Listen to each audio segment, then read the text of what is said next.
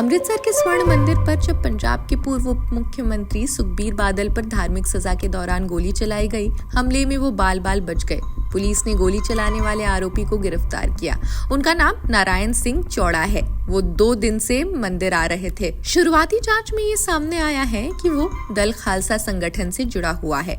Police के DSP Harpal Singh ने जानकारी दी कि नारायण मंदिर में माथा टेकने आ रहा था। उसकी हरकतें संदिग्ध लगी, इसलिए पुलिस उस पर नजर रखे हुए थी। आरोपी के पास से एक हथियार भी बरामद हुआ। पुलिस पूछताछ कर रही है कि किसके इशारे पर सुखबीर बादल पर हमला किया गया। पुलिस की शुरुआती जांच में कहा गया है कि आरोपी धार्मिक कट्टरता से प्रेरित हो सकता है। आरोपी का दल खालसा संगठन के नाम से है।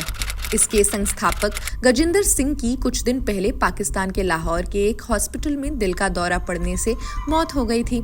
नारायण सिंह ने पाकिस्तान में रहते हुए कथित तौर पर गुरिल्ला युद्ध और देशद्रोही साहित्यों पर भी किताब लिखी है। पंजाब पुलिस के मुताबिक सुखबीर बादल पर हमला करने वाला गुरदासपुर जिले के थाना डेरा बाबा नानक इलाके के गांव चौड़ा के वार्ड नंबर 3 का रहने वाला है। नारायण सिंह चौड़ा खुद को गर्म ख्याली खालिस्तान समर्थक बताते हैं। वे खालिस्तान समर्थक आतंकी संगठन बब्बर खालसा से भी पूर्व में जुड़ा रहा है। चंडीगढ़ जेल ब्रेक कांड के भी आरोपी हैं वो। साल 2004 में जेल तोड़कर 4 खालिस्तानी आतंकी फरार हो गए थे। आरोप है कि नारायण ने इस कांड में भी आतंकियों की मदद की थी। नारायण सिंह चौड़ा गैर कानूनी गतिविधि रोकथाम यानी यूएपी अधिनियम के तहत लंबे वक्त तक जेल में रहने के बाद बेल पर बाहर आया था।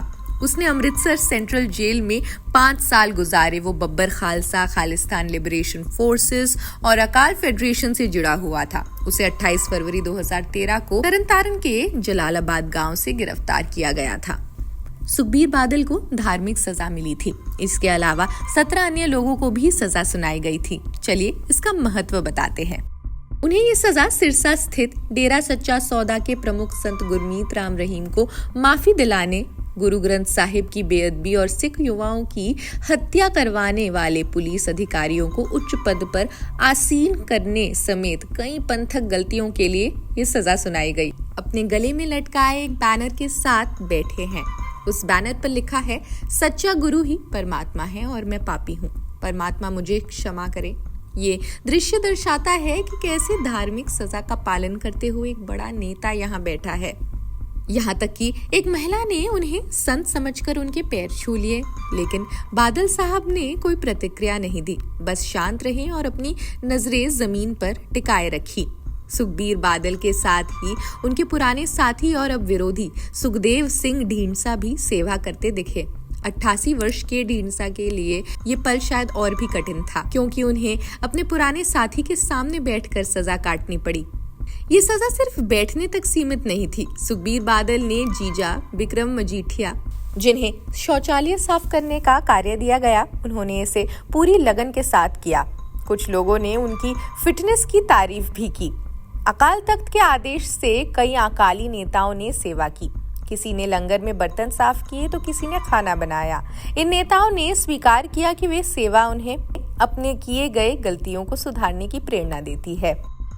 कई श्रद्धालु इस सजा को न्याय भी मानते हैं। उनका कहना है कि भगवान के घर में पापों का हिसाब चुकाना पड़ता है। देर सवेर हर किसी को अपने कर्मों का फल मिलता है। ये एक ऐसा संदेश है, चाहे जितना भी बड़े पद पर क्यों ना पहुंच जाए व्यक्ति, गलतियों की सजा मिलती है। तो सुखबीर बादल और अन्य नेताओं की ये सेवा सिख धर्म के मूल सिद्धांत के तौर पर ही सेवा और विनम्रता को दर्शाता है। ये कहानी बस इतना ही बताती है कि भगवान के घर में सब समान है। सेवा में ही सच्चा सुख है। गलतियां करना इंसान का स्वभाव है, उन्हें स्वीकार करना और सुधारना इंसानियत है।